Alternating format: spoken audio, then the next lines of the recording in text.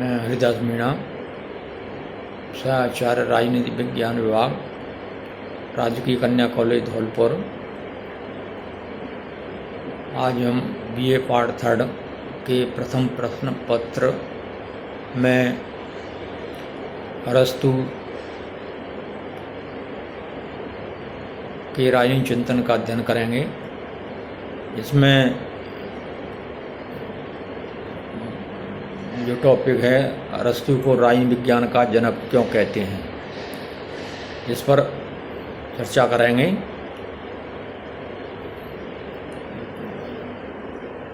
तो हम सर्वप्रथम अरस्तु के एक कोटेशन को दोहराते हैं कि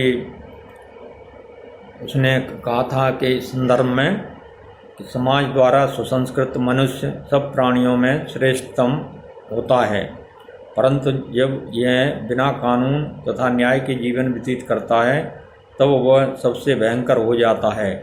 यदि कोई मनुष्य ऐसा हो जो समाज में न रह रहा हो अथवा जो यह कहता हो कि मुझे केवल अपने ही साधनों की आवश्यकता है, तो उसे मानव समाज का सदस्य मत समझो।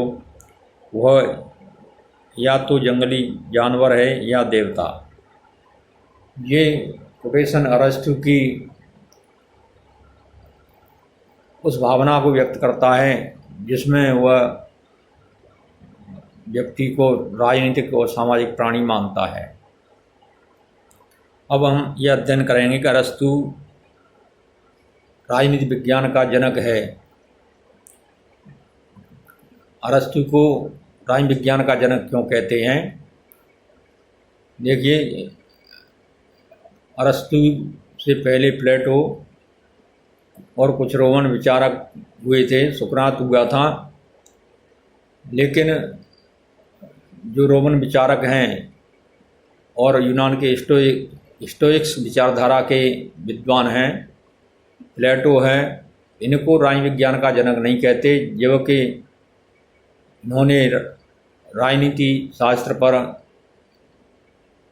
अच्छे ग्रंथ लिखे हैं, महत्वपूर्ण ग्रंथ लिखे हैं, जिनमें प्लेटो की रिपब्लिक, प्लेटो की स्टेट्समैन, प्लेटो की द लॉज नाम की पुस्तकें राजनीति शास्त्र पर महत्वपूर्ण पुस्तकें मानी जाती हैं। परंतु उन आधारों का सहारा प्लेटो ने नहीं लिया जो कि अरस्तु ने लिया था।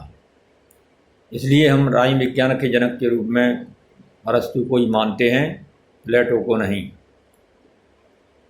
इस कथन में अरस्तु राजनीतिक विज्ञान का जनक है, इस कथन में कोई अतिशयोक्ति नहीं है कि पश्चिमी जगत में राजनीतिक विज्ञान अरस्तु से ही प्रारंभ हुआ। यद्यपि अरस्तु के पूर्व प्लेटो ने राजनीति पर विचार किया था, किंतु उसका संपूर्ण ज्ञान कल्पना पर आधारित है। वह अपने कल्पना लोक में ही खोया रहता है और वास्तविकता से कोई संबंध नहीं रखता।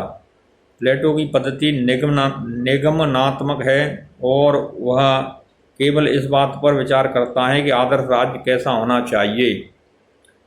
यथार्थ राजनीतिक स्थिति से उसे कोई मतलब नहीं है।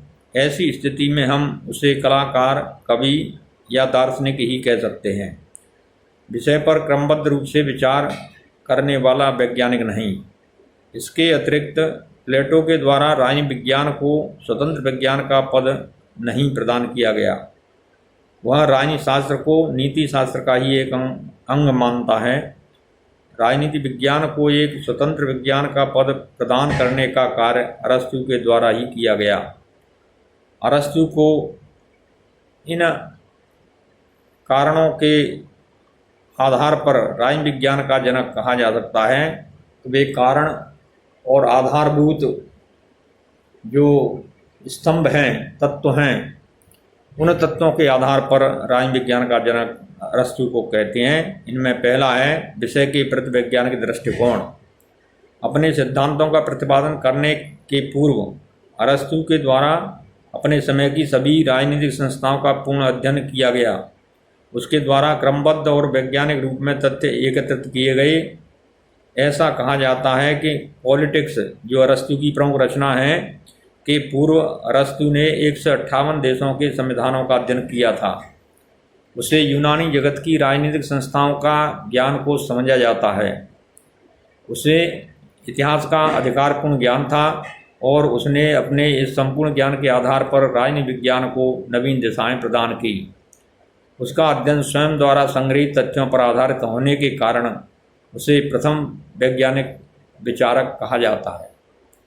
दूसरा आधार है राजनीति विज्ञान को स्वतंत्र विज्ञान का रूप प्रदान करना। प्लेटो के राजनीतिक विचारों में राजनीति और नीति एक दूसरे से पूर्णतः मिश्रित है और राजनीति नीति शास्त्र का एक उपविभाग बनकर रह गई है।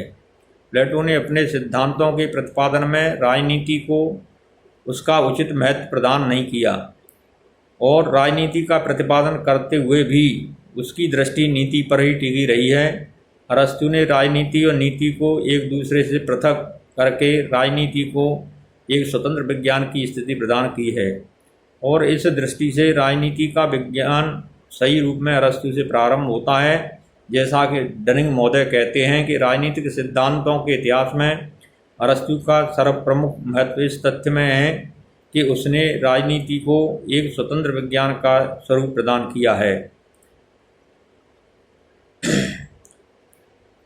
अरस्तु राजनीति विज्ञान को न केवल स्वतंत्र विज्ञान का रूप वरन सर्वोच्च विज्ञान की स्थिति प्रदान करता है।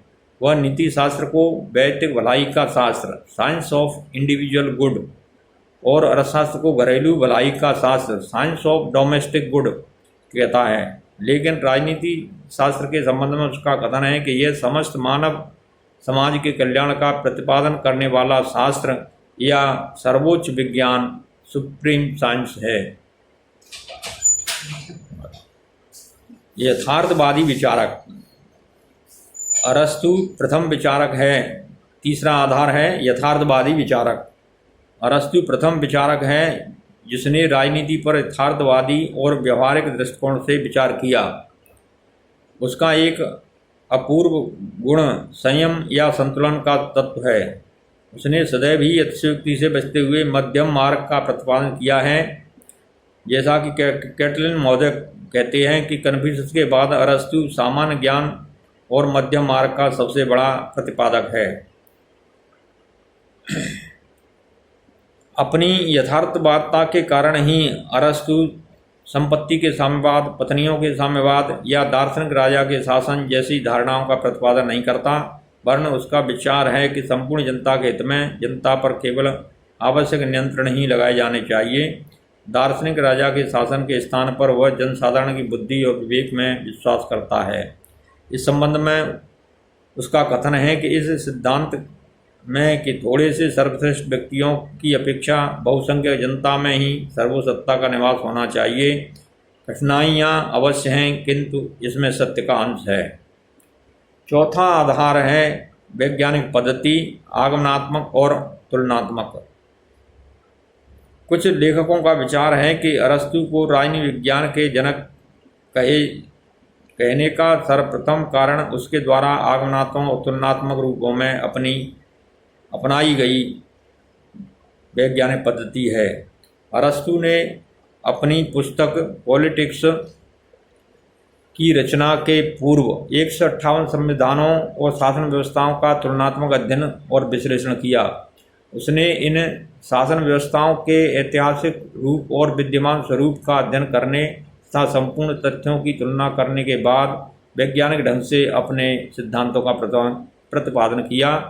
अरस्तु युगों के अनुभव में विश्वास करता है और इसलिए उसने इतिहास को अपने अध्ययन का मूल आधार बनाया।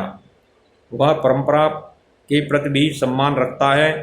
उसका विचार है कि विद्यमान ज्ञान का उचित उपयोग किया जाना चाहिए। वस्तुतः अपने अध्ययन के लिए वैज्ञानिक पद्धति अपनाने वाला वह प्रथम विचारक है। पांचवा आधार है राज्य के पूर्ण सिद्धांत का क्रमबद्ध निरूपण। अरस्तु प्रथम पश्चिमी विचारक है जिसने क्रमबद्ध रूप में राज्य का पूर्ण सिद्धांत प्रस्तुत किया है। राज्य के जन्म और उसके विकास से लेकर उसके स्वरूप, संविधान की रचना, सरकार के निर्माण, नागरिकता की व्याख्या, कानून की सर्वोच्चता और क्रांति आदि अनेक महत्वपूर्ण विषयों पर उसने विस्तार से प्रकाश डाला है। ये सभी आधुनिक राजनीति शास्त्रियों के चिंतन के विषय हैं और इन विषयों का इतना क्रमबद्ध विवेचन प्लेटो के दर्शन में नहीं मिलता। यद्यपि अरस्तु का राज्य केवल एक नगर राज्य ही था, लेकिन फिर भी उसके द्वारा की गई कुछ विषयों की विवेचना प्राय आधुनिकतम है। व्यक्ति एक राजनीतिक प्राणी है। इस उक्ति की औपचारिक अभिव्यक्ति अरस्तु ने ही की और यह वाक्य राजनीति के इतिहास में सदा एक स्वयं सिद्ध के रूप में स्वीकार कर लिया गया। राज्य की इतनी पूर्ण व्याख्या प्राचीन और मध्यकाल में शायद किसी ने नहीं की थी, इसलिए उसे राजनीति विज्ञान का जनक मानते हैं। अगला आधार है सरकार के अंगों का निरूपण। अरस्तु ने सरकार के 3 अंगों नीति निर्धारक, प्रशासकीय और न्यायिक का निरूपण किया है। ये अंग चाहे भले ही आधुनिक अंग विधायिका, कार्यपालिका और न्यायपालिका के बिल्कुल अनुरूप न हों, पर बहुत कुछ उनके समान ही हैं। अरस्तु की यह खोज आगे चलकर शक्ति पृथक्करण सिद्धांत तथा नियंत्रण और संतुलन के सिद्धांत की रूपरेखा बनी। अरस्तु ने प्रत्येक अंग के निर्माण, कार्यक्षेत्र और शक्ति का अलग अलग वर्णन किया और बीज रूप में आधुनिक सरकार की आकृति अंकित की है। इसे अरस्तु की बहुत बड़ी दूरदर्शिता ही कही जा सकती है। अगला है कानून की सर्वोच्चता का प्रतिपादन।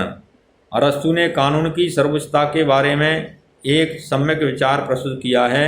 अरस्तु सर्वाधिक बुद्धि संपन्न व्यक्तियों के विवेक के स्थान पर परंपरागत नियमों और कानूनों की श्रेष्ठता में विश्वास करता है, जबकि प्लेटो सर्वोत्तम व्यक्ति के शासन में विश्वास करता है। अरस्तु का विश्वास विधि के शासन में है।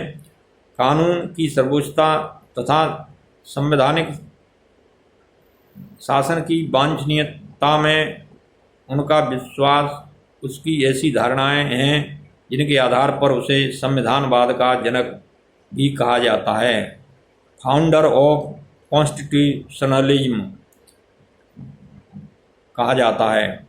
अरस्तु ने कानून की सर्वोच्चता के विषय में जो विचार व्यक्त किए वो बौदा, ग्रोसियस, बेंथम, हाब्स, ऑस्टिन और लास्की ने उन्हें अपनाकर ही वैधानिक संप्रभुता की व्याख्या की। संप्रभुता के बारे में आधुनिक राजनीति अवश्य ही अरस्तु की बहुत अधिक ऋणी है। 8वां है राजनीतिक संस्थाओं को आर्थिक आधार प्रदान करना। अरस्तु राजनीतिक संस्थाओं को आर्थिक आधार प्रदान करने वाला प्रथम विचारक है। उसने इन मूलभूत तथ्यों का प्रतिपादन किया कि संपत्ति का लक्ष्य और वितरण शासन व्यवस्था के रूप को निश्चित करने में निर्णायक तत्व होता है। व्यक्तियों का व्यवसाय उनकी राजनीतिक योग्यता और प्रवृत्ति को प्रभावित करता है और क्रांतियों का मूल कारण संपन्न और निर्धन वर्ग के बीच संघर्ष होता है। अर्थव्यवस्था के अनेक पक्षों का विस्तृत अध्ययन करते हुए उसने निष्कर्ष निकाला कि यदि संपत्ति पर स्वामित्व व्यक्तिगत रहे लेकिन उसका उपभोग सार्वजनिक हो तो राज्य की समस्याएं सरलता से हल हो सकती हैं। अरस्तु ने यह सिद्ध किया कि राज्य में जब तक एक सुदृढ़ और विशाल मध्यम वर्ग नहीं बन जाता तब तक राज्य आत्मनिर्भर नहीं हो सकता है। यदि हम उपरोक्त सभी तत्वों का सामूहिक रूप से विचार करें तो हम पाएंगे कि अरस्तु को राजनीति विज्ञान का जनक कहने में कोई अतिशयोक्ति नहीं है। जैसा कि मैक्सी महोदय ने सत्य कहा है कि अरस्तु को प्रथम राजनीति वैज्ञानिक माना जा सकता है। धन्यवाद। आज का इतना ही अध्ययन।